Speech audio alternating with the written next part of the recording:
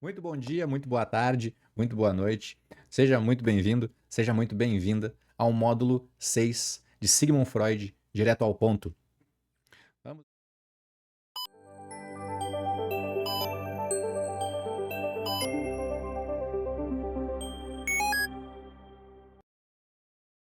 então começar aqui com a nossa apresentaçãozinha. E vamos lá então, pessoal, como a gente falou aqui, a interpretação dos sonhos, um dos tópicos mais interessantes de toda a teoria freudiana, ao menos na minha opinião. O sonho é a via régia para o inconsciente, né? Freud dizia isso com uma convicção que até hoje desafia o nosso jeito de pensar. É quase como se ele dissesse: quer conhecer de verdade o que passa dentro de você? Então presta atenção nos seus sonhos. E é por isso que a gente começa esse módulo abrindo as portas para um dos territórios mais curiosos e ao mesmo tempo mais reveladores da psicanálise, que é o mundo dos sonhos. Para Freud, o sonho não era só um amontoado de imagens aleatórias ou histórias sem sentido que a gente esquece depois que acorda. Ele acreditava que ali estava escondida uma das chaves mais preciosas para entender a mente humana. Os sonhos seriam como mensagens cifradas, sabe, vindas direto do inconsciente, só que essas mensagens não chegam ali de forma clara.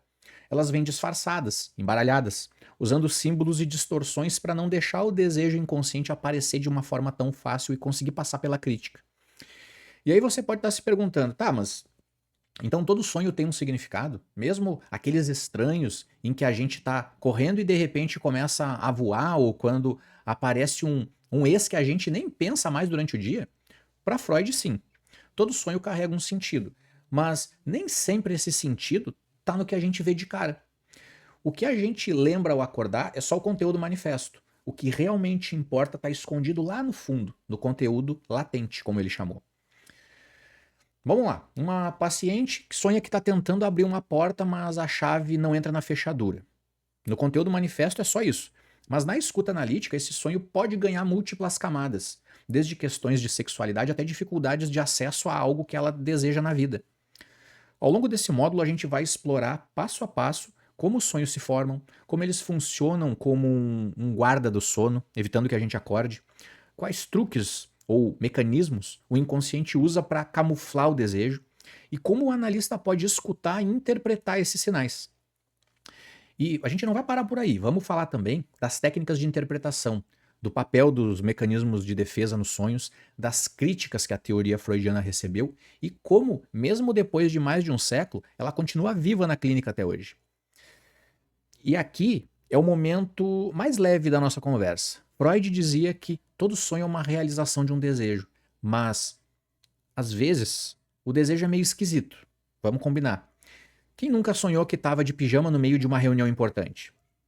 Nesses casos, talvez o desejo não seja estar ali de pijama, né? A situação pode estar querendo expressar algo que não tem coragem de dizer acordado. O que a gente vai perceber é que sonhar na psicanálise é lembrar de um desejo que nunca deixou de existir. É como se o inconsciente aproveitasse a noite para fazer uma reunião sem censura da nossa mente consciente. Quando um paciente traz um sonho para a sessão, ele não está só contando uma história, ele está entregando um fragmento dele próprio. Uma pista valiosa sobre os seus desejos, os seus conflitos, as defesas que atuam no dia a dia. Vamos pensar num paciente que sonha repetidamente com quedas. Ele pode estar elaborando medos ligados à perda de controle. Outro que sonha com viagens pode estar lidando com desejos de mudança, de fuga, de reconciliação com partes esquecidas dele próprio. Então, antes da gente continuar para a parte mais técnica, eu vou deixar uma pergunta no ar. Se o sonho é a via régia para o inconsciente, será que a gente está ouvindo as mensagens que o nosso próprio inconsciente nos envia todas as noites? Nesse módulo, nosso objetivo é afinar essa escuta e aprender a enxergar para além do óbvio, acolher o que aparece de forma estranha ou desconfortável e a transformar cada detalhe do sonho em um fio que conduz ao entendimento da mente. Esse conteúdo é profundo, mas a gente vai caminhar juntos aqui, misturando teoria, prática, alguns momentos de reflexão. Então, se você sentir que a cabeça está começando a ferver, lembra que é normal e você pode parar e voltar quantas vezes você quiser. Isso faz parte do processo. E para manter o clima leve, afinal aqui ninguém aguenta a teoria o tempo todo, ao longo do módulo eu vou puxar alguns exemplos do dia a dia, né? E casos que mostram como até o sonho mais bobo pode fazer sentido na análise. Agora que a gente já entendeu a importância dos sonhos na psicanálise e como Freud os via como esse atalho para o inconsciente, é hora de começar e darmos os próximos passos. Então, para Freud, o sonho não é uma bobagem. Uma bobagem que a mente inventa quando não está fazendo nada. Não é aquela mistura aleatória que dá para descartar quando a gente acorda. Na visão dele, o sonho é uma via privilegiada, quase como um atalho, para acessar aquilo que está guardado lá no mais fundo do nosso porão inconsciente. E é por isso que ele leva tão a sério aquilo que para muita gente parece totalmente irrelevante. Quando a gente sonha, não é como se o cérebro desligasse. O corpo pode até estar em repouso, mas a mente continua trabalhando. Ela pega desejos reprimidos, memórias, sensações e começa a brincar de tentar traduzir tudo isso em uma série de imagens simbólicas. Um jeito criativo de driblar a censura. Esses desejos que aparecem nos sonhos muitas vezes são infantis ou considerados inaceitáveis pela moral e pela consciência. Eles não desaparecem só porque o ego não aprova. Eles ficam lá e se disfarçam. Durante o sono, com a vigilância do ego mais relaxada, esses conteúdos têm mais liberdade para vir à tona.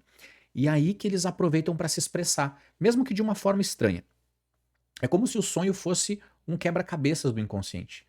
Peças que vêm de memórias antigas, afetos intensos, imagens do dia a dia, experiências que a gente nem lembra mais.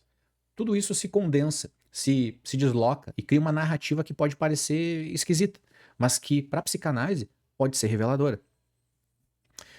Vamos pensar num paciente que sonha que está perdido num corredor cheio de portas, mas nenhuma delas abre. Ao analisar isso, a gente pode descobrir que na semana anterior ela recebeu uma negativa para um projeto importante. O corredor, onde tem as portas trancadas, se torna símbolo dessa sensação de bloqueio. Algo que talvez ela não conseguisse nomear tão claramente na vida acordada. Quando a gente sonha, a gente continua pensando. Só que esse pensamento é menos lógico. Ele é mais simbólico e ele é profundamente conectado com as tensões internas que a gente carrega. E é por isso que no consultório o sonho não é jogado no lixo. Muito pelo contrário, ele é tratado como uma espécie de tesouro. Um mapa com pistas sobre os desejos, os conflitos e a própria organização psíquica da que a pessoa que está ali relatando o sonho. Vale lembrar que Freud dizia que interpretar um sonho é como fazer arqueologia. Você começa escavando a superfície, mas as descobertas mais valiosas estão lá no fundo. Então, se o paciente chega com um sonho esquisito, não ria dele. Pode ser justamente aí que está a pérola da sua análise. Agora que a gente já entende que o sonho para Freud é muito mais do que um filme sem sentido, que passa da nossa cabeça enquanto a gente dorme, vamos um pouco mais fundo e entender a diferença entre aquilo que aparece no sonho e aquilo que ele realmente quer dizer. Então, a gente começa a entrar nos conceitos de conteúdo manifesto e conteúdo latente. Quando a gente acorda de um sonho e lembra das imagens, das cenas e das sensações que ficam na cabeça, isso é o que Freud chama de conteúdo manifesto. É como se fosse a versão pública do sonho, aquela que passou pela censura interna e foi considerada apresentável para a nossa consciência. Mas essa é só a casca, o enfeite na vitrine. Por trás do conteúdo manifesto existe o conteúdo latente. E é aí que mora o verdadeiro motor do sonho, seu verdadeiro significado. O conteúdo latente são desejos reprimidos, conflitos que a gente nunca resolveu, angústias que ficaram presas no corpo e impulsos que o ego não consegue aceitar. Como eles não podem aparecer de forma direta, porque seriam ameaçadores ou desconfortáveis, eles dão um jeito criativo, se disfarçam, se fragmentam e se transformam em símbolos. Dá para imaginar o conteúdo manifesto como um palco de teatro. E o que a gente vê é a encenação, mas a história verdadeira está acontecendo nos bastidores. O sonho é a peça cuidadosamente produzida pelo inconsciente, que ao mesmo tempo esconde e revela aquilo que realmente importa. Pensa num paciente que sonha que está descalço no meio de uma rua vazia.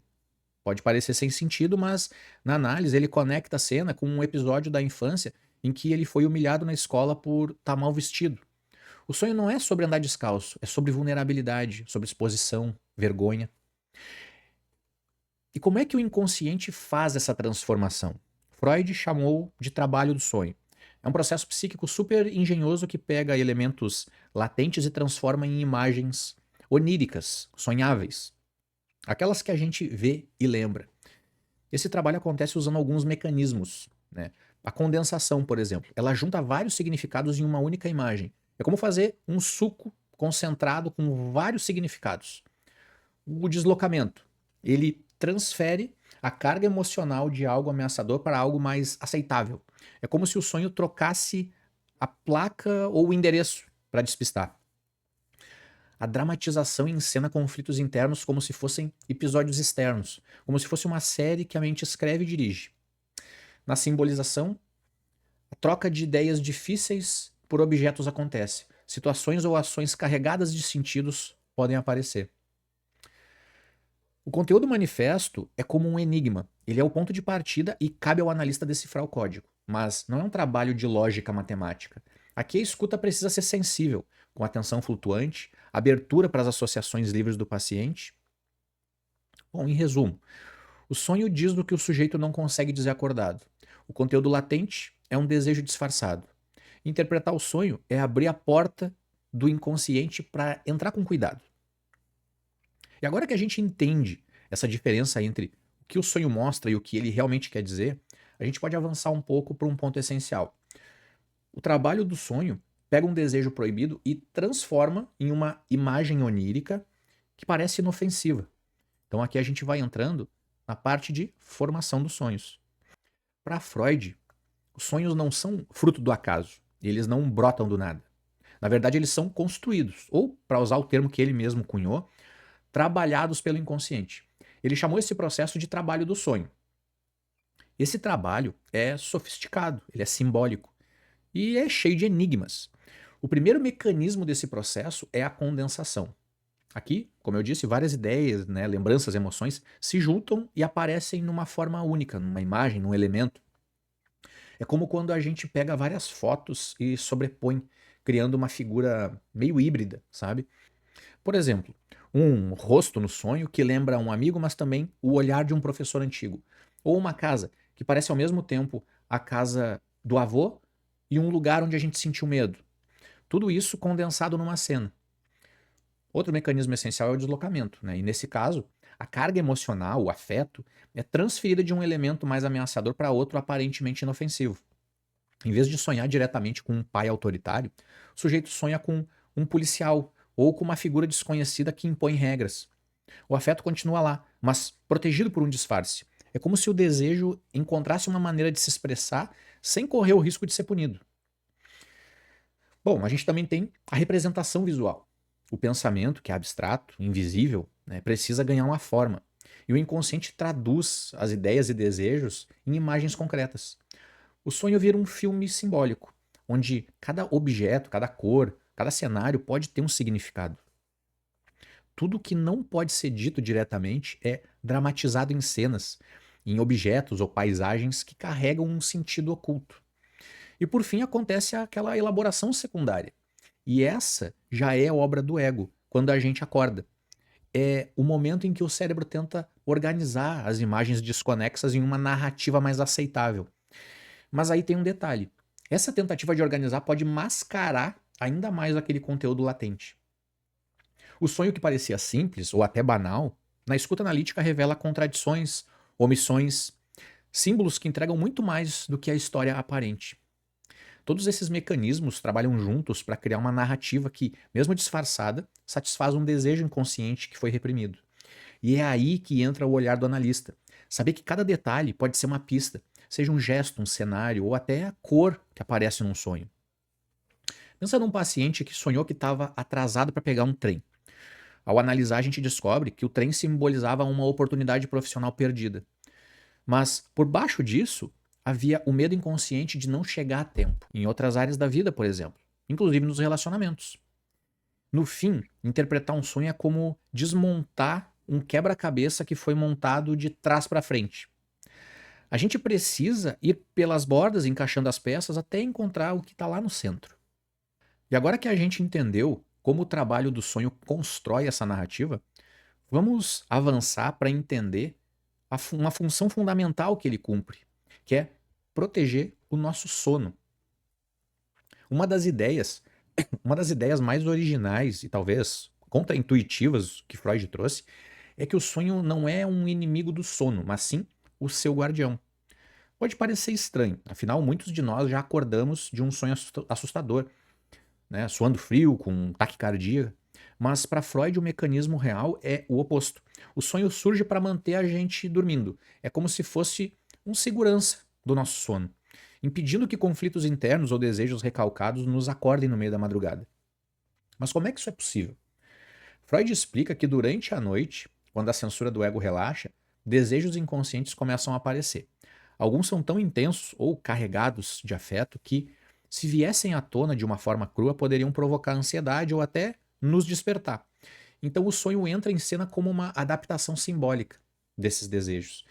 Ele os realiza, mas de uma maneira disfarçada, de uma maneira mais aceitável, para que a consciência permaneça adormecida. Por exemplo, imagina uma pessoa que, acordada, sente raiva de um colega de trabalho, mas reprime esse sentimento porque se considera calma e controlada. Durante o sono, essa raiva pode aparecer como uma corrida contra o tempo para pegar o trem, ou como um jogo competitivo onde precisa vencer o adversário. O desejo de superação e talvez de vencer o colega é satisfeito de uma forma simbólica, sem causar o choque que acordaria a pessoa. Um outro exemplo aqui, um desejo de proximidade com alguém que não podemos ter na vida real pode se manifestar como um abraço em um desconhecido num sonho, ou como estar em um lugar aconchegante que lembra a presença dessa pessoa. O afeto é liberado, mas sem romper a barreira protetora do sono. E é aí que entra a função protetora. O sonho negocia com o inconsciente, satisfazendo parcialmente o desejo para que o corpo e a mente possam continuar descansando. É como dar um brinquedo para uma criança para que ela não incomode durante a reunião. Hoje em dia os pais fazem isso com o celular. Só que nesse caso a criança é o nosso desejo reprimido e a reunião é o nosso sono. Do ponto de vista clínico, isso significa que quando um paciente traz um sonho recorrente, especialmente aqueles que sempre aparecem em momentos de maior estresse, ele pode estar revelando não apenas um conflito inconsciente, mas também a forma que a psique encontrou para manter a estabilidade emocional durante a noite. É um recurso de autorregulação, mesmo que no conteúdo manifesto pareça apenas uma história estranha ou sem sentido. Ao transformar o conteúdo latente em imagens simbólicas, o sonho cria uma espécie de ensaio emocional. É como se a mente treinasse de forma silenciosa respostas para lidar com aquilo que, na vida desperta, ainda é difícil de encarar.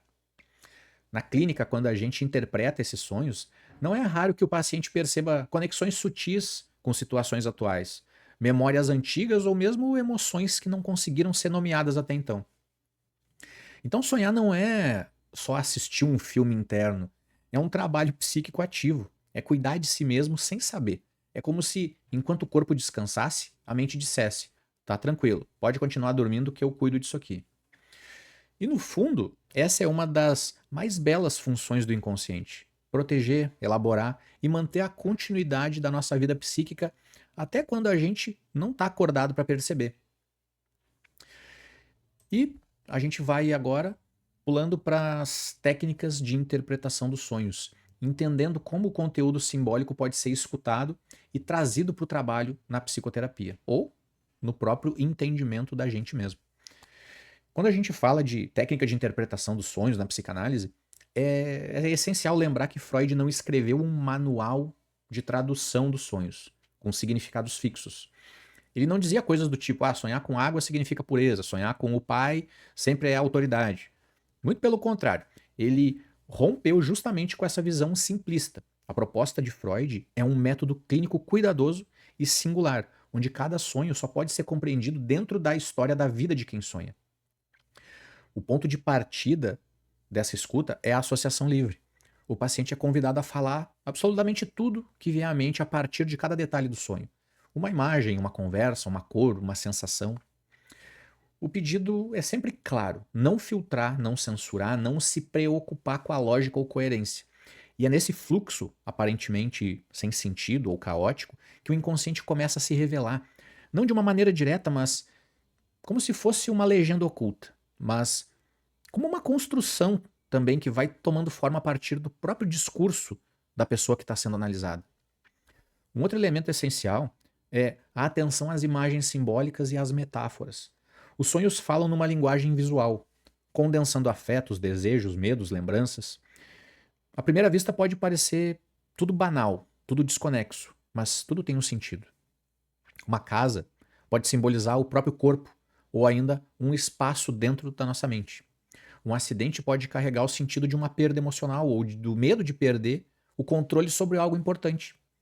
Um animal pode representar aspectos instintivos, forças reprimidas ou traços da personalidade que ainda não foram reconhecidos. Mas aqui está o ponto crucial. Esses significados não estão num dicionário dos sonhos. Eles nascem das histórias subjetivas, das experiências e das marcas afetivas únicas de cada pessoa. Além disso, é indispensável olhar para o afeto que está envolvido no sonho. O que foi sentido durante aquela cena? O que é que permaneceu ao acordar? Foi medo? Foi culpa? Foi vergonha? Alívio? Satisfação? Essas emoções são como setas que apontam para o núcleo do conflito. Às vezes, o afeto é sentido e até mais revelador do que a própria narrativa do sonho. Um cenário aparentemente tranquilo pode carregar uma tensão emocional, ou, ao contrário, uma situação caótica no sonho pode vir acompanhada de uma estranha calma. Isso são pistas preciosas para o analista.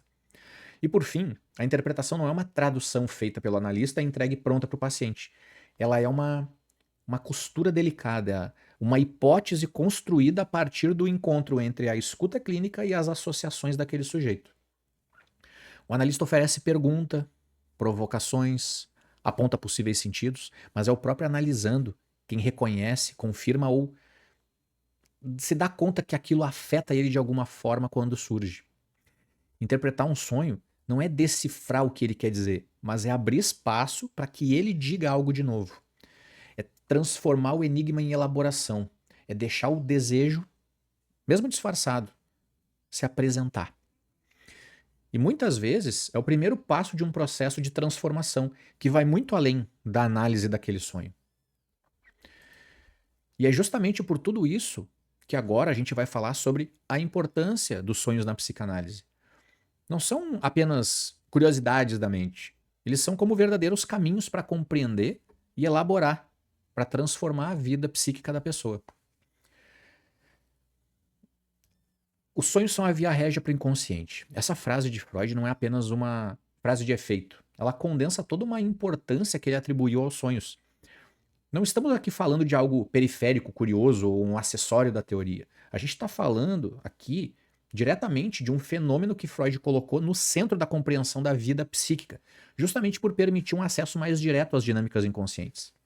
Para Freud, o sonho é um fenômeno psíquico privilegiado e talvez o mais sincero de todos.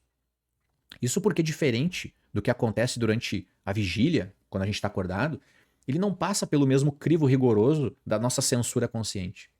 Quando a gente está acordado, a gente exerce um controle constante sobre os nossos pensamentos e falas. A gente seleciona, a gente omite, reformula. No sono, esse filtro se afrouxa e o inconsciente aproveita esse relaxamento e encontra um canal para se expressar. Embora ainda precise se disfarçar, seus conteúdos mais intensos aparecem por meio de imagens simbólicas. E é por isso que no processo analítico os sonhos têm um valor tão grande. Eles não são meros absurdos ou sequências aleatórias de imagens sem sentido.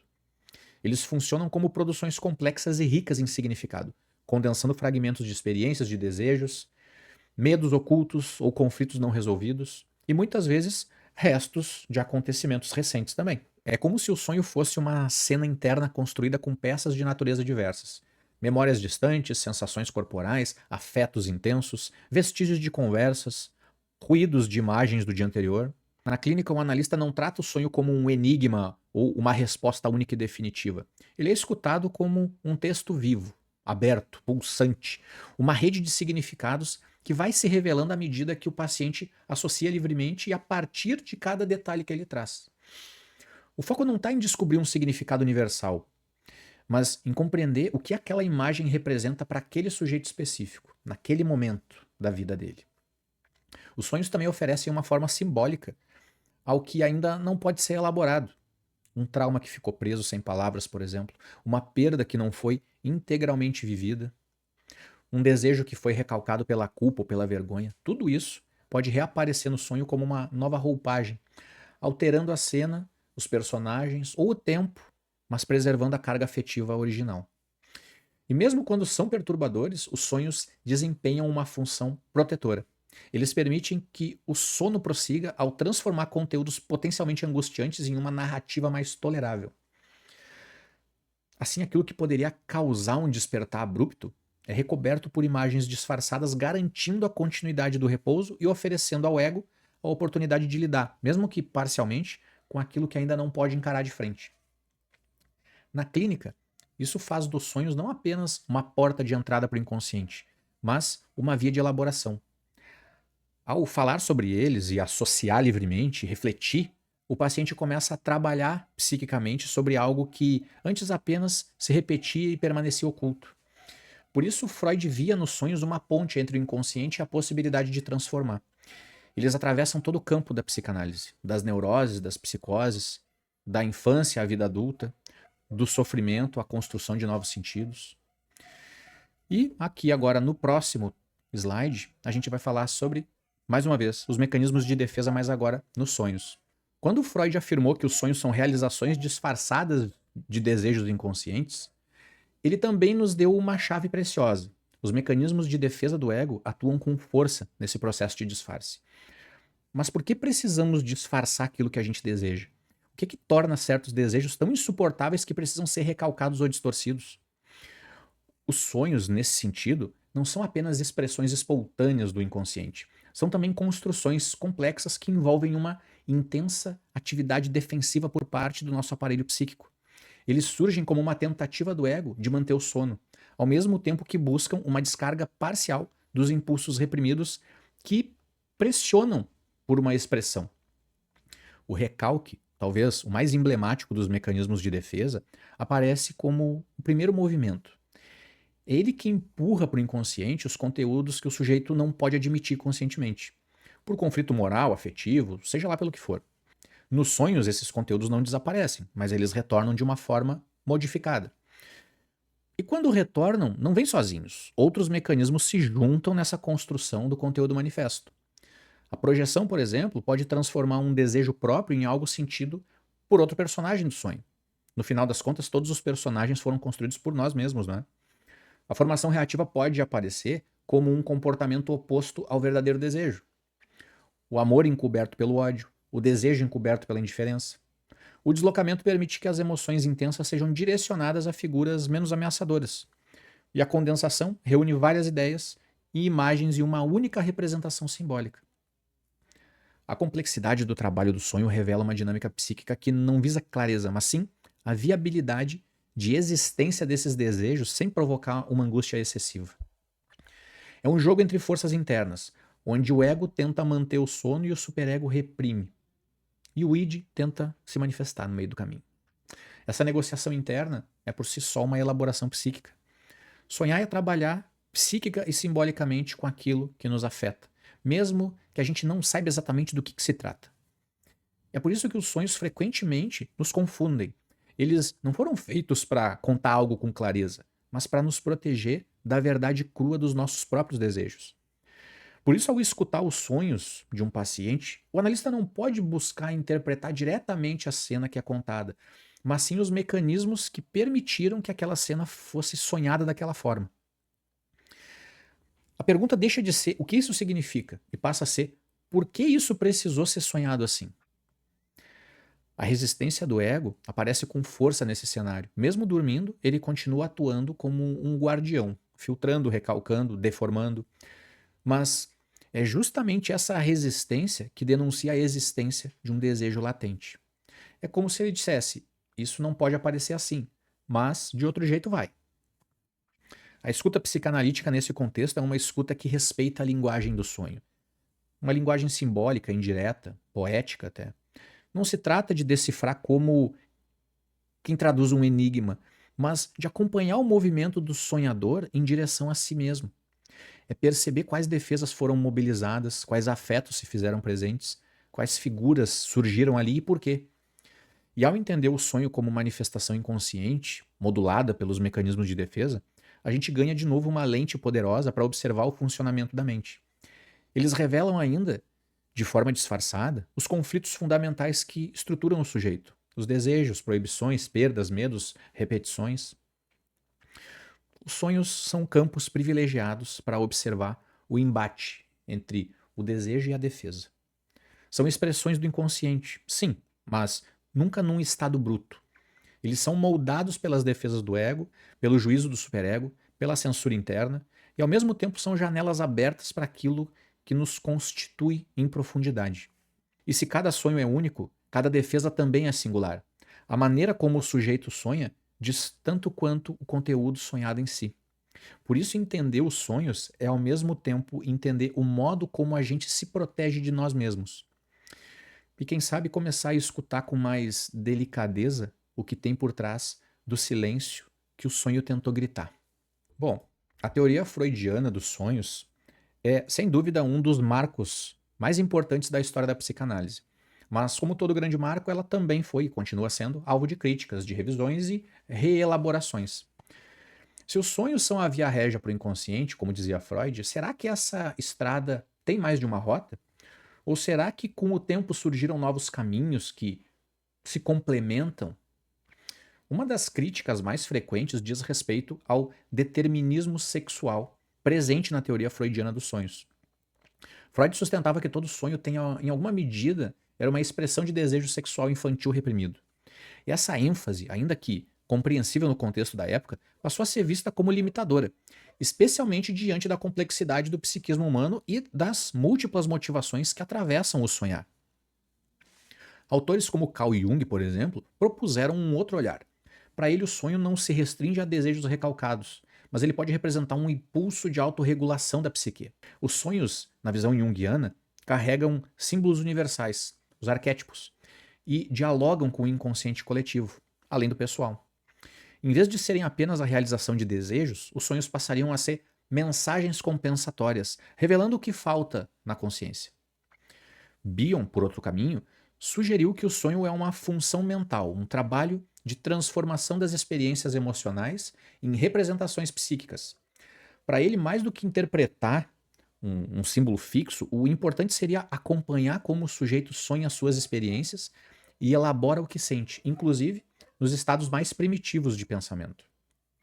Nesse sentido, sonhar não seria uma linguagem para ser decodificada, mas um processo para ser observado.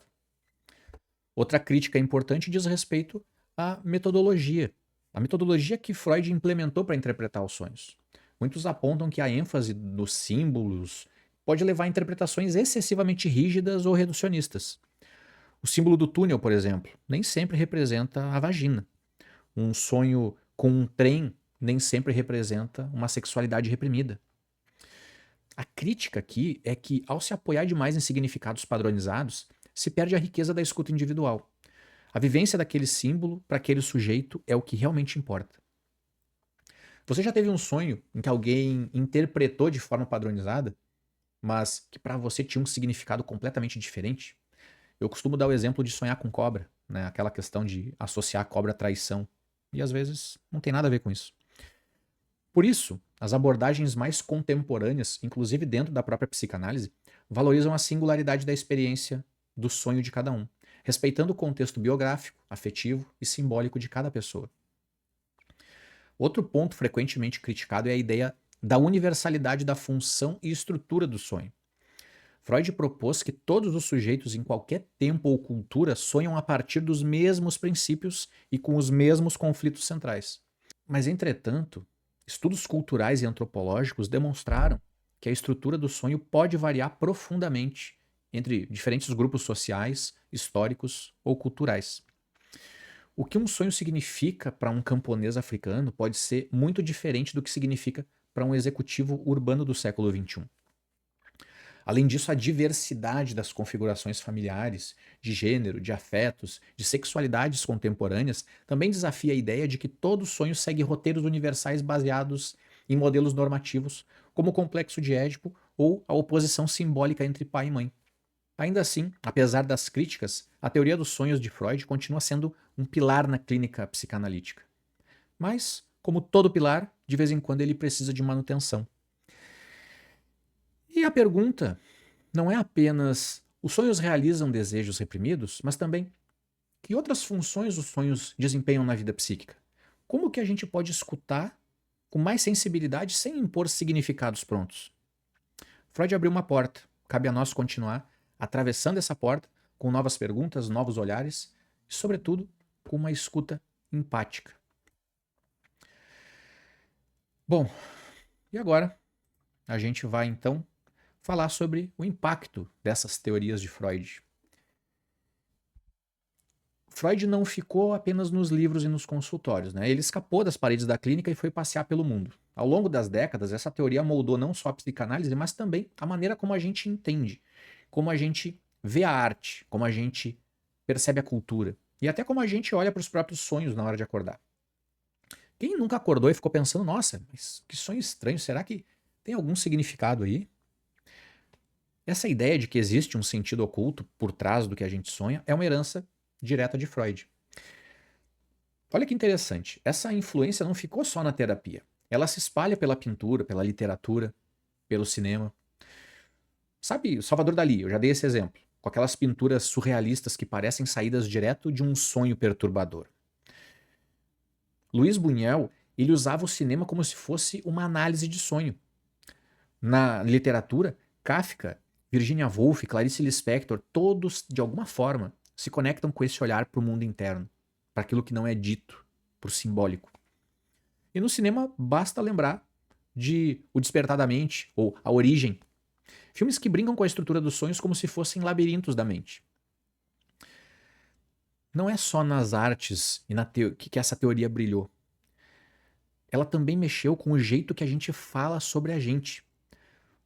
Hoje, mesmo quem nunca abriu um livro de Freud já ouviu algo como isso é coisa do inconsciente, ou sonhei, deve ter algum significado. Termos como recalque, desejo, simbolismo, a interpretação já viraram parte do vocabulário. Quantas vezes você não acordou com aquele sonho estranho e pensou, será que isso diz algo sobre mim? Pois é, esse hábito de buscar, de buscar sentido, já é fruto de um legado freudiano, ou de um pensamento que ele representou. Na clínica, essa teoria ampliou o que a gente escuta. Não é só o que o paciente diz, é o que ele sonha, é o que ele repete, é o que ele deixa escapar. Os sonhos ajudam a acessar camadas profundas, traumas, desejos, conflitos. Às vezes coisas que a pessoa não consegue colocar em palavras, mas que aparecem ali disfarçadas de imagem, coisas que talvez ela até tenha vergonha. Imagina um paciente que sonha sempre com aquelas portas trancadas. No começo parecia só algo aleatório, mas com o tempo ela percebeu que essas portas eram como as suas barreiras internas. As portas que ela mesma fechava para não poder entrar em contato com coisas dolorosas. A interpretação não foi dada de fora para dentro. Ela mesma construiu um sentido, com o apoio da escuta. Mais recentemente, a psicanálise começou a conversar com outras terapias, que também usam os sonhos como recurso. Tem terapeuta que une a escuta psicanalítica com técnicas expressivas, corporais, narrativas, e usam o sonho como um ponto de partida. Esse movimento abriu espaço para que o sonho não seja visto só como uma pista do passado, mas também como uma ferramenta de autoconhecimento, de criatividade, de fortalecimento. Em vez de ser um sinal de patologia, o sonho passa a ser reconhecido como um recurso de elaboração. No fim das contas, sonhar é um jeito que a mente tem de trabalhar aquilo que a gente viveu, de organizar e digerir e dar um sentido para essas coisas. E quando a gente acolhe isso com sensibilidade, o sonho deixa de ser só um sonho e vira uma possibilidade de mudança. Então dá para dizer que Freud não só inspirou gerações de artistas ou clínicos, ele ensinou a gente a sonhar com mais atenção, com mais significado e cuidado com aquilo que está lá dentro da gente. E bom, a gente vive numa época marcada pela velocidade, pela hiperconexão, com o excesso de estímulos. O espaço para escutar a si mesmo, para refletir e para sonhar, parece cada vez menor. E eu não falo só do tempo de sono que anda encurtando, mas de algo mais profundo, a qualidade da nossa relação com o mundo interno. É justamente nesse cenário que os sonhos ganham uma nova camada de importância, uma reatualização profunda da sua relevância. Se no passado os sonhos eram como uma janela aberta para o inconsciente, hoje eles se tornaram quase como um grito silencioso, pedindo para ser escutado, pedindo cuidado. Em um mundo que exige produtividade o tempo todo, o sonho é rebelde. Ele acontece quando quer, do jeito que quer, sem pedir autorização. Ele não segue uma lógica, não segue a lógica do imediato ou de uma entrega rápida. Ele insiste em trazer à tona o que precisa ser visto, o que precisa ser elaborado, mesmo quando a gente não quer olhar para isso. Vamos imaginar um paciente que chega no consultório dizendo que sonhou com um quarto alagado. Ela descreve as paredes úmidas, um cheiro forte, a água invadindo tudo. À primeira vista pode parecer um cenário sem sentido, mas explorando o sonho surgem memórias de um momento na infância em que ela se sentiu inundada emocionalmente sem ter para onde escapar. Percebe? O sonho não trouxe uma cena literal, mas ele simbolizou um estado afetivo. E quando a gente fala dessas interpretações e dessas palavras, né, não são interpretações que a gente dá como analista. É o indivíduo trazendo conteúdo a respeito do próprio material sonhado por ele. Na prática clínica hoje em dia, e aqui não falo só de psicanálise, mas também de outras abordagens, os sonhos continuam sendo uma ferramenta de valor. Hoje, muitos terapeutas entendem que escutar um sonho é também escutar um corpo emocional que sonha. Ali estão condensados traços da infância, marcas de trauma, desejos, conflitos, dilemas. E talvez o mais importante é que está ali aquilo que ainda não pode ser simbolizado ou falado. Quantas vezes a gente já acordou de um sonho estranho e pensou, mas isso não faz sentido. E quando começou a contar para alguém, de repente, algo se encaixou. E isso acontece também na associação livre. Como se um pedaço perdido da história tivesse encontrado um lugar. O sonho que a gente acha bobagem, às vezes, é o que mais quer falar com a gente, é o que mais tem a comunicar. Sabe aquela imagem absurda, tipo tentar fazer uma prova de matemática enquanto um hipopótamo está andando na sala? Pois é, talvez esse hipopótamo esteja carregando mais mensagens do que a própria equação que você está vendo na sua frente. Ao explorar o conteúdo simbólico dos sonhos, a gente ajuda o paciente a desenvolver a capacidade de escutar, de se escutar com mais profundidade. Isso fortalece o amadurecimento emocional, amplia a consciência e muitas vezes alivia o sofrimento que está ali encapsulado há muitos anos. Uma pessoa que, após meses sem tocar em um assunto da relação com o pai, sonha que tenta ligar para ele, mas o número está sempre ocupado. O sonho interpretado e associado em análise permite que ele comece a falar sobre a frustração e a raiva que sentia, sabe? Coisas que antes ele não conseguia expressar. Sonhar nesse sentido é como processar o que a vida ainda não deu conta de digerir, sabe? É como se o inconsciente dissesse: a gente ainda precisa trabalhar isso. E quando essa fala é escutada, seja numa metáfora, seja numa repetição, se abre a chance real de transformação simbólica. Será que o sonho não é hoje uma das últimas formas mais genuínas de contato com aquilo que a gente é? Para além da performance, da máscara, do algoritmo, sonhos não ficam presos lá no século XIX com Freud. Eles continuam vivos. Eles continuam nos acompanhando, pedindo para serem contados. Na clínica podem revelar impasses emocionais, caminhos de elaboração. No dia a dia podem oferecer pistas para compreender reações, desejos e até decisões que a gente toma. E cá entre nós, né? Todo mundo já acordou de um sonho tão intenso que ficou o dia inteiro com aquilo na cabeça. Aquele que você conta no café, comenta no trabalho ou até à noite, continua pensando nele. A relevância dos sonhos permanece. Não como um saber antigo dentro de livros empoeirados, mas como um recurso vivo, atual, humano. Eles continuam nos lembrando que existe um saber que não depende de lógica, de um sentido, que não precisa de razão, e uma escuta que só é possível quando todo o ruído para. É aí que a gente se permite ouvir aquilo que vem de dentro. E por aqui a gente vai encerrando esse módulo tão interessante sobre os sonhos e a análise e interpretação deles. E vamos nos encaminhando então para o próximo módulo, onde vamos falar dos mecanismos de defesa. Obrigado pela sua companhia até aqui, obrigado pela sua presença, pelo seu interesse. Caso necessário, verifique, veja novamente, assista essa aula quantas vezes quiser. E nos vemos no módulo 7 de Freud, direto ao ponto.